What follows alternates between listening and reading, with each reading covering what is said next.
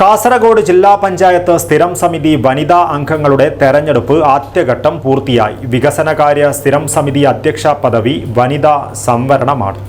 വന്ധ്യതാ ചികിത്സാ രംഗത്ത് വിദഗ്ധവും നൈപുണ്യവുമായ പ്രവർത്തനം കാഴ്ചവെച്ചുകൊണ്ട് ഡോക്ടർ ജയലക്ഷ്മി സൂരജിന്റെ നേതൃത്വത്തിലുള്ള ഡ്രീം ഫ്ലവർ IVF സെന്ററിന് കേരളത്തിൽ സ്വീകാര്യത ഏറിവരികയാണ്. Dream flower IVF centre, bank road, Kasaragod.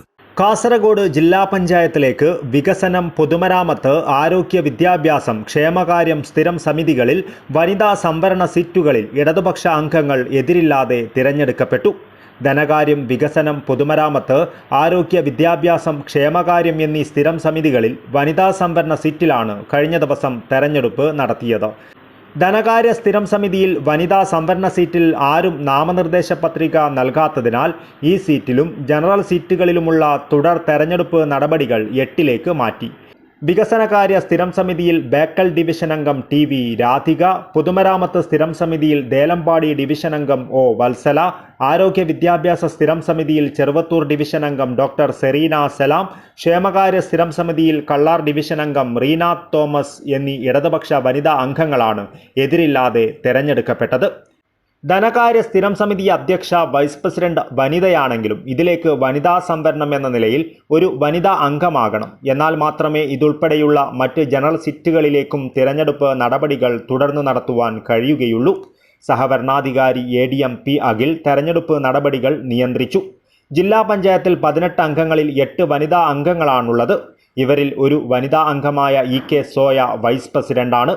LDF അംഗങ്ങളായ മറ്റു 4 പേർ 4 സ്ഥിരം സമിതികളിൽ എതിരില്ലാതെ തിരഞ്ഞെടുക്കപ്പെട്ടു. ശേഷിച്ച 4 വനിതകൾ UDF അംഗങ്ങളാണ്. വികസനകാര്യ സ്ഥിരം സമിതി അധ്യക്ഷ പദവി വനിതാ സംവരണമാണ്. 8-ന് നടക്കുന്ന ധനകാര്യ സ്ഥിരം സമിതി തെരഞ്ഞെടുപ്പിൽ UDF വനിതാ അംഗം നാമനിർദ്ദേശ പത്രിക നൽകുമെന്നാണ് സൂചന. ഇത് പൂർത്തിയായാൽ വികസനകാര്യത്തിൽ UDFന് മേൽക്കൈ കിട്ടുമെന്നാണ് സൂചന. വികസന സ്ഥിരം സമിതിയിൽ ഉൾപ്പെടുവാൻ LDF വനിതാ അംഗം ഇല്ലാത്തതാണ് കാരണം. വികസനകാര്യ സ്ഥിരം സമിതി അധ്യക്ഷ പദവി UDFന് നേടുവാൻ കഴിയുമെന്നാണ് പ്രതീക്ഷിക്കപ്പെടുന്നത്. ധനകാര്യം, വികസനം, ക്ഷേമം, ആരോഗ്യം, വിദ്യാഭ്യാസം, പൊതുമരാമത്ത് കാര്യ സ്ഥിരം സമിതികളാണുള്ളത്. ആരോഗ്യ, വിദ്യാഭ്യാസം, പൊതുമരാമത്ത് സ്ഥിരം സമിതി അധ്യക്ഷ പദവി ജനറൽ വിഭാഗത്തിനാണ്. വനിതാ സംവരണ സീറ്റുകൾ പൂർത്തിയാക്കിയതിനു ശേഷം ആനുപാതികമായി ജനറൽ അംഗങ്ങൾ സമിതികളിൽ വരും. LDF 9, UDF 8, BJP 1 എന്നിങ്ങനെയാണ് ജില്ലാ പഞ്ചായത്തിലെ കക്ഷി നില. News bureau, Kasaragod.